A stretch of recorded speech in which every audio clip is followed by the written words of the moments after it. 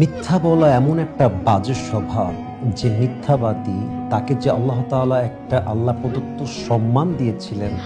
সেই সম্মানটা সে মিথ্যার মাধ্যমে হারিয়ে ফেলে। মিথ্যা এমন একটা জঘন্য পাপ যে মিথ্যার মাধ্যমে বান্দার ইমানের নূরটা নষ্ট হয়ে যায়, তার ইমানটা একটা পর্যায়ে গিয়ে দুর্বল হয়ে যায়, ইভেন অনেকে ইমান হারা হয়ে মারা যায়। এই মিথ্যা এমন একটা বড় অন্যায় যে মিথ্যার মাধ্যমে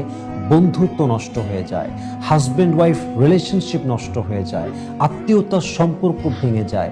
সবচাইতে কাছের মানুষ পর হয়ে যায়, সবচাইতে আপন মানুষও একদিন শত্রু হয়ে যায় জাস্ট মিথ্যা স্বভাবের জন্য।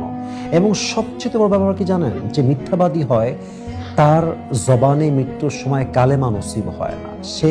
বেঈমান হয়ে বেশিরভাগ সময় মারা যায়। এজন্য যদি জীবনে সুখী হতে চান, আল্লাহ প্রদত্ত সম্মান ধরে রাখতে চান, আল্লাহর দেওয়া ইজ্জত নিয়ে বাঁচতে চান,